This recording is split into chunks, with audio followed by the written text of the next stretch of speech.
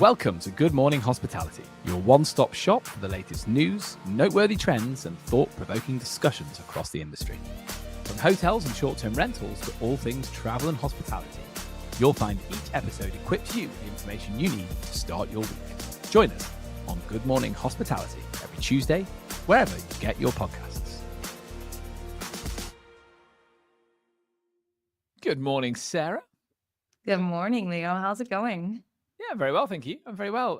Blue skies, sun is shining, life is good. Just off the back of a very fun family weekend. We had some buddies over, and the kids were just being the cutest. I'll send you some videos of some very cute stuff. My eldest Sadie is really into S Club 7 at the moment. I don't know if did S Club 7 make it over to the States? They must have done, right? I'm sure they did, but I've heard the name, but I have no idea who they are. Is that one of those K-pop bands?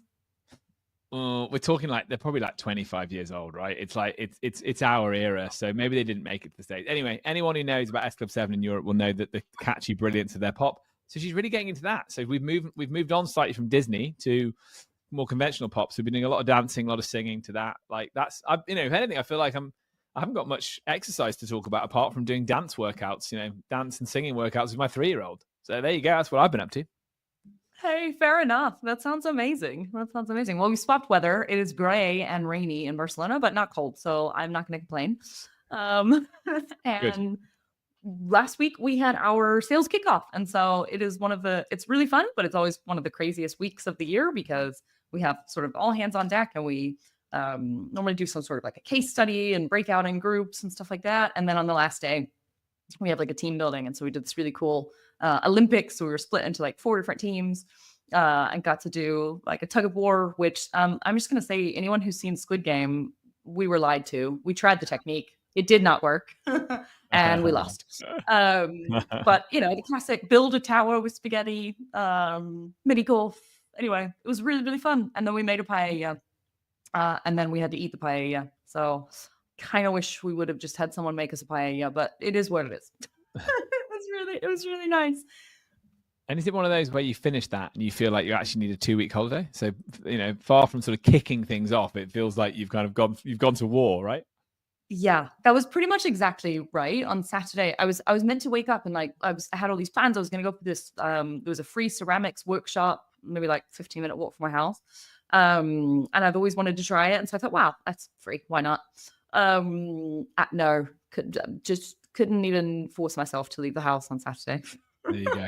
I don't want to speak to any humans. I want to read a book. I get that. Sit in a dark room sometimes, right? Like you have to do it. My mind has been wandering. I think it's the fact that we're midwinter here in the UK, which is obviously cold. So we're starting to think about our first holiday of the year. We've got our sights set on Greece in May, or a Greek island in May is where we're at. And I just thought, Sarah, maybe next week you could try and bring some data with you to see what are the runners and riders for areas of Europe that might be having a good summer based on where people are starting to book, because we can't be alone, right? Everyone's got to be looking at their summer holiday, right? Or starting to. So yeah, we're looking at Greece in May for our first one of 2, I would assume. You and Mauro, any plans? I know you like it cold, so he likes it cold. He likes it cold. I hate it cold. No, my parents are coming in April. And so, end of April, beginning of May. And so we are going to take them to Italy. My dad's never been. And has always wanted to go. And my mom went when she was like 20 on a Euro trip. And so, yeah, really excited to take them, show them around. So we're going to do almost a full week. And we're doing a couple of days in Tuscany and some wine tasting, cute little towns. And then going up to Cinque Terre, which I've actually never been to. So hopefully it will not be a total failure. I have planned the whole trip myself. The bar is very high because my parents think I can't plan anything. And so I am here to prove them wrong. Well, look, I know that you're more formidable than an AI chat bot planner. That's what I think, but we're about to find out if that's true, aren't we? Because, this is the year of the AI travel planner. So I believe in you, Sarah, but we're going to need to see it. We're going to need to get your mum and dad on the show to tell us whether you did nail it, in fact, right? Well, it has to be better than the AI chatbots, I have to tell you. I tried an AI chatbot to plan a trip to sort of latter half of last year when I was looking at Scotland and things. And I had the whole trip planned. And it was like, oh yeah, and here's the links to the hotels where you can book them. And I went into book and I was like, there's no availability. Did you make these links up? And it said, yes, I did. I made them all up. I'm like, what the heck? There's no point in AI if everything's made up. I can just like send you a fake link. It's ridiculous. So anyway, it was a total fail. It was. I like that you rumbled it though. You totally rumbled it. Do you like? Yes, I lied. Yeah. Well, I got quite upset, and I thought, well, I was going to ask it. It has to tell me. I thought it had to tell me the truth before too. So who knows? Anyway, I was like, this is not right. Oh yes, sometimes when I can't find results, in order to speed things up, I just give you random things. I was like, so you lied, and it was like, well, mostly. Yeah. So there we are. Sarah convinced that she's better than an AI chatbot. That's going to be interesting later when we go through some of the news articles, and also Italy. That's going to get a mention later as well. So maybe if you'd have read this article before you planned the trip, that might have changed your mind. But let's see. So yeah, let's get into it. Sarah, what's caught your eye this week? What are your hospitality highlights? Yeah, sure. So I think I will keep it quick because I don't want to get back on my soapbox. I think I did enough of that the other day. But really interesting article in Euronews, basically just kind of Airbnb finally taking a stance and saying, hey, all of these regulations in Spain make no sense and backing it up with facts, which is really nice to see. I'm a fan of facts and data. So just some interesting highlights from that. An Oxford economics report. There were 141 million guest nights for short-term rentals in Spain in 2023. Host earned 5.4 billion. However, those guests that stayed actually earned for the overall economy 29.6 billion euros through spending in shops, restaurants, and other local businesses. And so this was a really interesting call out to me because it's something we talk about so often is I think sometimes people don't think about the knock-on effects of having these tourists there, and particularly in sort of less touristy areas, right? And this was another bit I found super interesting. So according to Airbnb, 70% of their bookings are for properties in rural or low density areas. And then this was sort of further tacked on by HomeToGo, who told Euronews Travel that in 2024, 87% of their searches in Spain were for rural destinations. We're going to talk about HomeToGo a little bit later too. So also this goes along with my prediction. So you heard it here first, but rural stays are on the rise. And then I think the final piece that really caught my eye was just that kind of enforcing these super strict regulations doesn't actually stop tourists from coming. So the article cites Amsterdam, which basically pretty much banned short-term rentals for anything shorter than 30 days. First, they limited it, then they totally banned it. Not only have tourists not stopped coming, but even with all of these restrictions, since they were introduced in 2022, guest nights in the city have increased by 12%. So it's not working, guys. if they think that's how they're going to get back on tourists, I think that was just an interesting one to me because it's so easy to scapegoat the short-term rentals. And it doesn't speak to the fact that, everyone sees things on social media. People want to go to these places. And I think it's so much easier with like cheap flights and, all of the content available to plan your trip that is not AI that make it fairly easy. It's not about short-term rentals or their availability because people are still going. So anyway, I'll get off my soapbox now, but the article caught my eye. It was interesting. Yeah. I love backing up my opinions with facts. So unlike some people. I liked it for that reason too. I felt like it was reinforcing some of the things that you talked about and then we had a debate about last time. Really good article, isn't it? The Euronews article. People should have a look at it. Yeah, sensible regulation instead of just hammering the sector.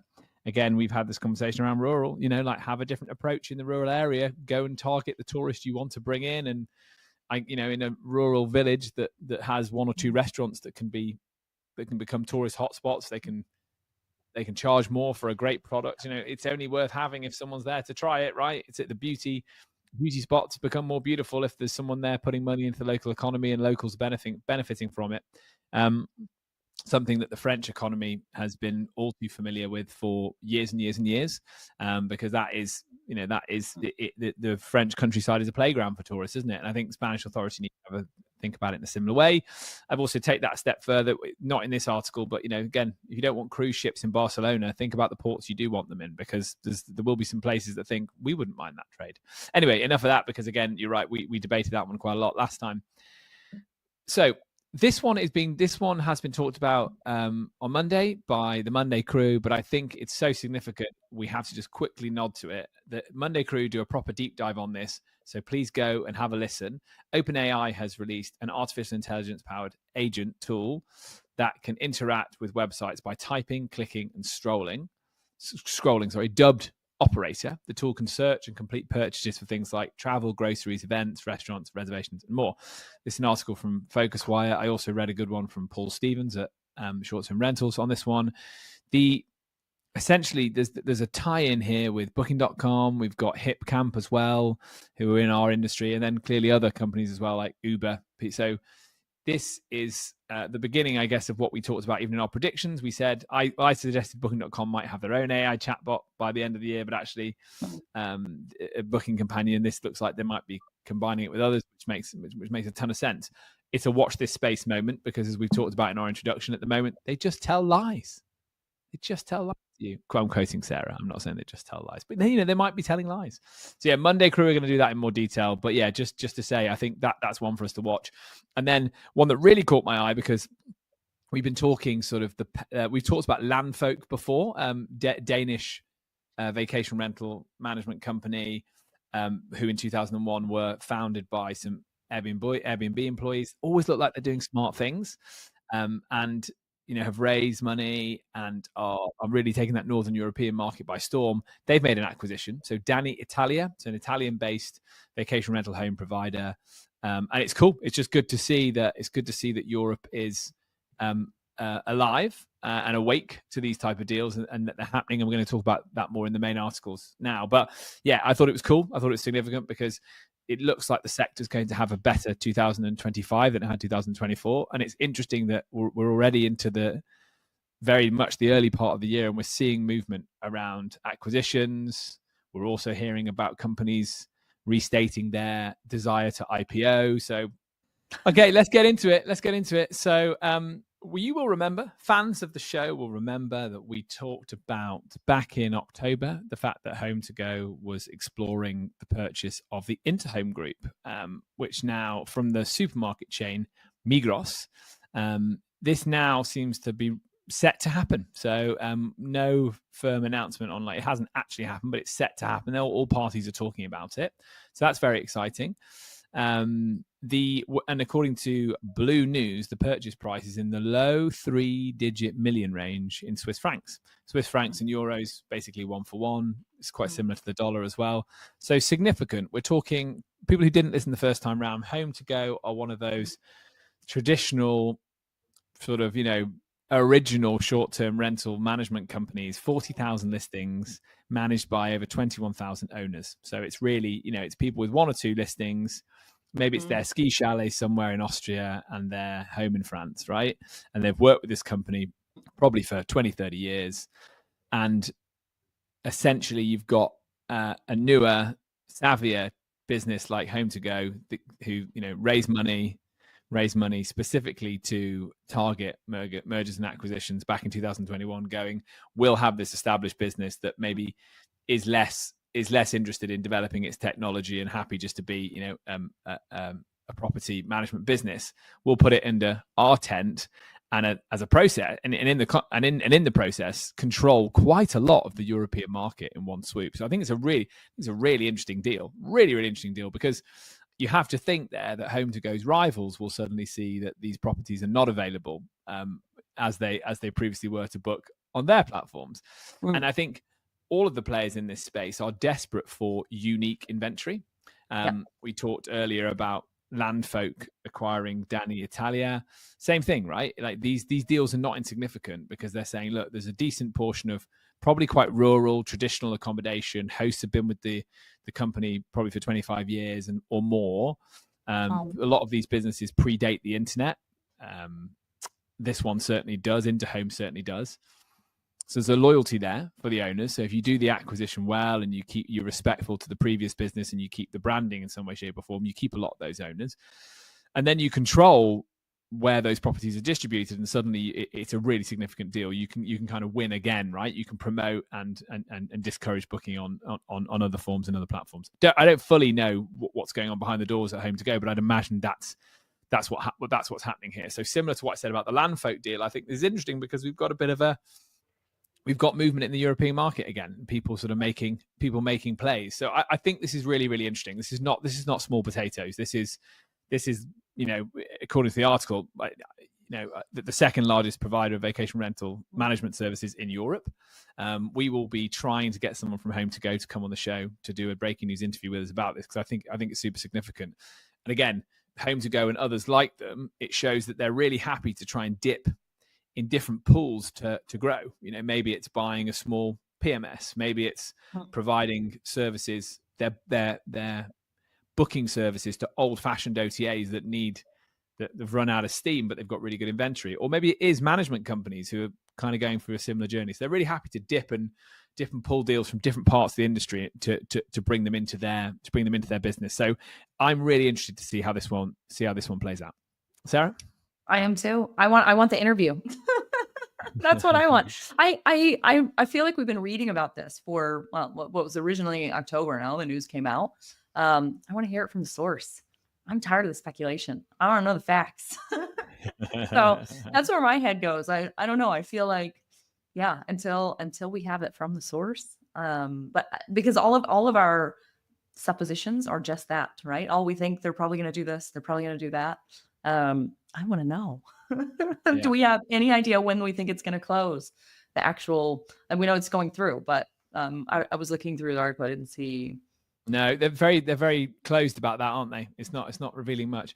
It's interesting though. I think we have talked about on this podcast quite a lot the idea of hyperlocal, right? A lot, and clearly Interhome is a business that has already made that leap from being hyperlocal to being loved by its owners in the markets that they're in, but have managed to create a brand that falls across various regions in the wealthier parts of Europe.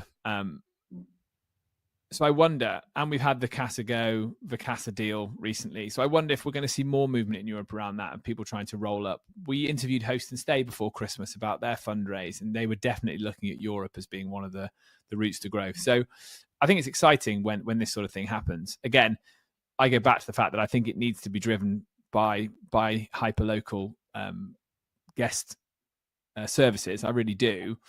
But again, if there's money in the space, maybe we are going to see people try and roll up in more creative ways, like franchising or like taking established brands and giving them regional offices that have autonomy to make decisions, and a slush fund to pay owners for repairs and things of that nature to keep people on board. So I think in that respect, we could be on for a really interesting year. And I don't know, every year we seem to talk about, is this the time now for mergers and acquisitions? And it never quite happens. But if the money thinks that short-term rentals are sort of on the way up, then we might see a lot of activity quite quickly, because if they are on the way up, then now would be a really good time, because we've had a bumpy couple of years. There's probably a lot of people who are running out of steam. Ergo, I think it's fair to assume we are going to, if we're only on the 28th of January, I can assume we're going to see a lot more stuff of this nature as the year heats up. I'm excited. I feel like people are finally starting to get the European market in terms of expansion. As we always say, it's hyper local. And if they do it well and keep their owners happy, and they keep guests happy, more importantly, and review scores and things like that don't drop drastically, and the overall experience is still positive, which I think the way to keep that happening is those hyper local teams. So if they can do that well, it's massive news for our industry, because it means somebody has finally sort of cracked the code to growth in Europe, which has been, I think there's a lot of people have been coming in, we're just going to use the US model. It doesn't work. It doesn't work here, people. There's 27 different languages, and culturally everybody's different. And even from one region in Spain to the next, culturally things are very different, much less between Spain and France, or Spain and Italy, which are sort of the closer kind of in terms of how they operate. No, so I think people are finally starting to get it. The cookie cutter doesn't work, and I'm really curious to watch the space and see how it evolves. Yeah, so assuming they don't get their wings clipped by the DMA, Mm. I think HomeToGo certainly want to watch this year. Same Holiday. I think they're two businesses that we also talk about this. Two German businesses, rivals, right in the heart of Europe, really understand how things work at the European Union.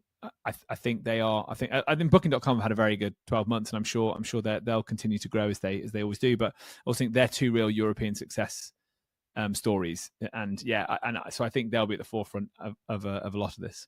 Okay, great. So Sarah, we know that you've booked Italy. Turns out you're not the only one. So this, I think, is also going to be a story of the year, isn't it? So we got this one from Travel Weekly. Italy demand expected to soar for the Holy Year. Tell us more. Yeah, I didn't even know this was a thing. I was raised Christian, but not Catholic. So I didn't know about this Jubilee thing. So apparently there is, for all of our listeners who were as confused as I was, there is something called a Jubilee, which happens once every 25 years. And so this is one of those years. It started on Christmas Day of last year. And it's going to continue for the next several months. And so what that means is apparently there is some spiritual significance to taking a holy trip to somewhere that is important to the Catholic faith.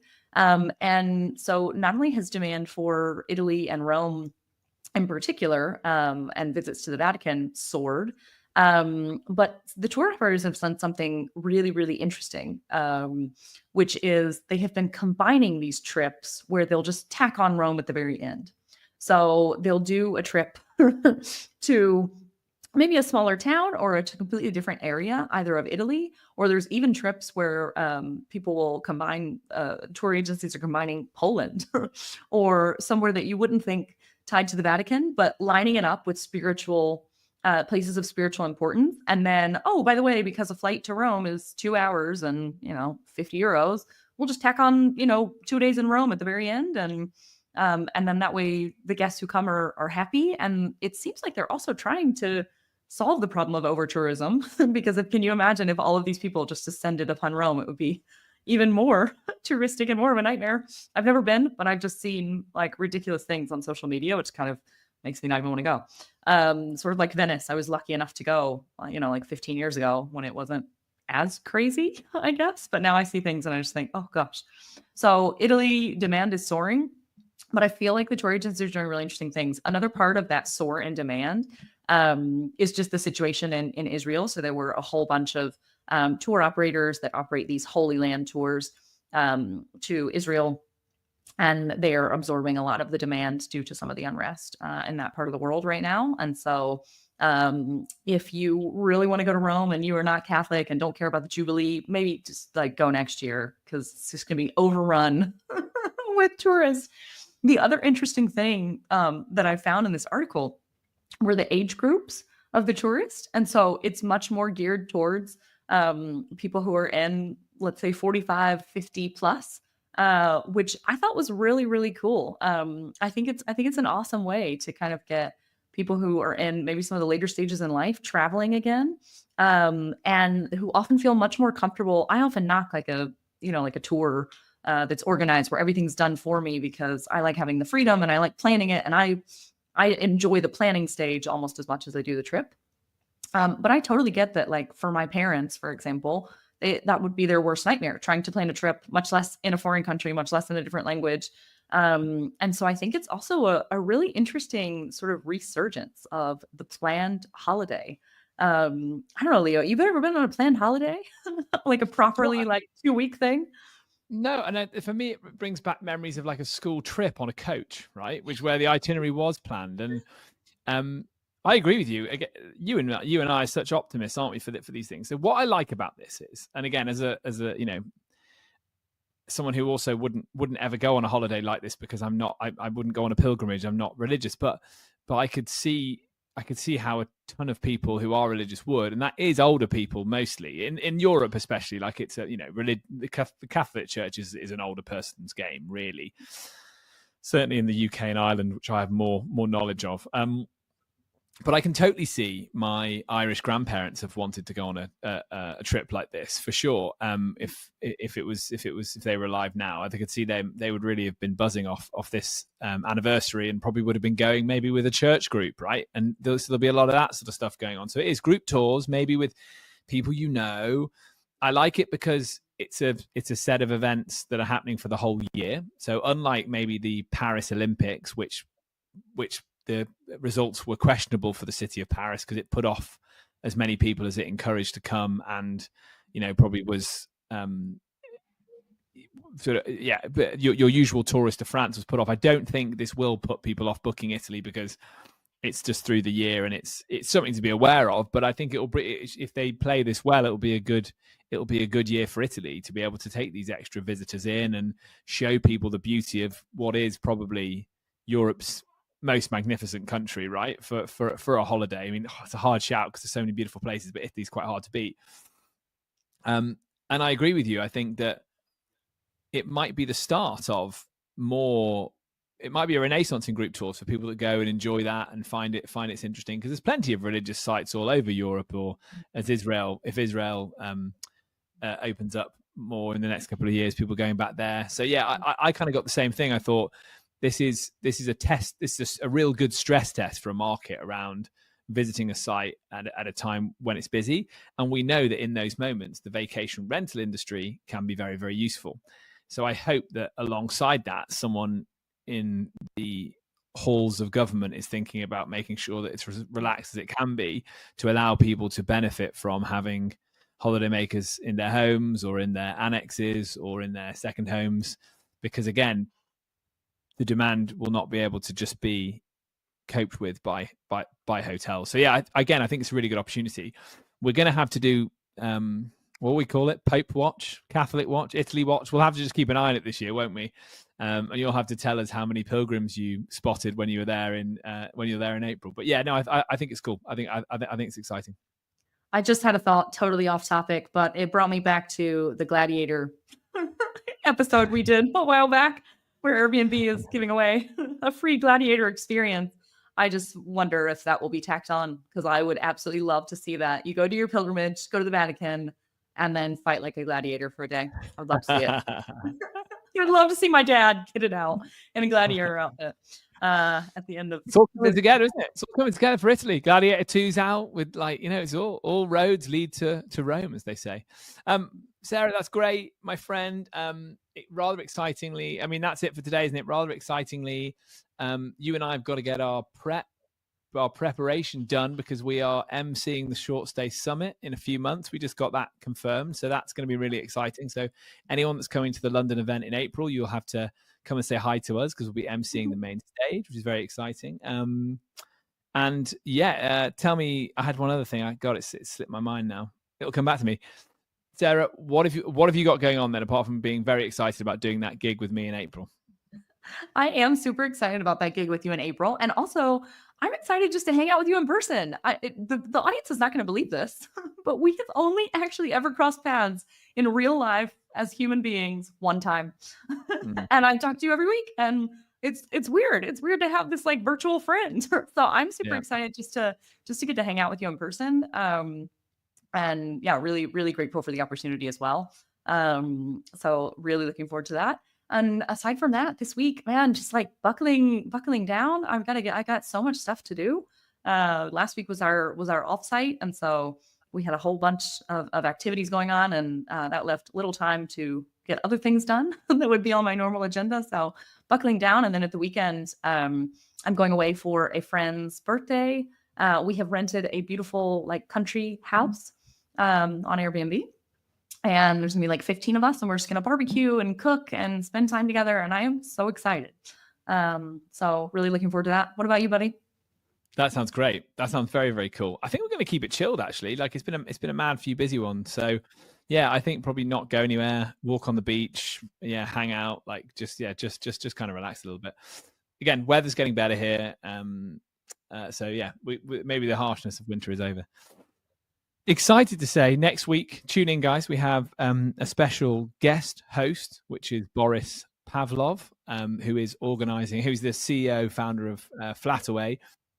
but also organising the Scale event, Sofia, that's happening at the end of February, which we'll be featuring and we'll be attending. So yeah, he's very kindly agreed to come onto the show and give us his take on the news. So yeah, if we don't speak to you before, we look forward to seeing you next week. If you've enjoyed today's show, please hit like, share, subscribe in all the usual social places, and leave us a 5-star review on Spotify or Apple Podcast. It all helps.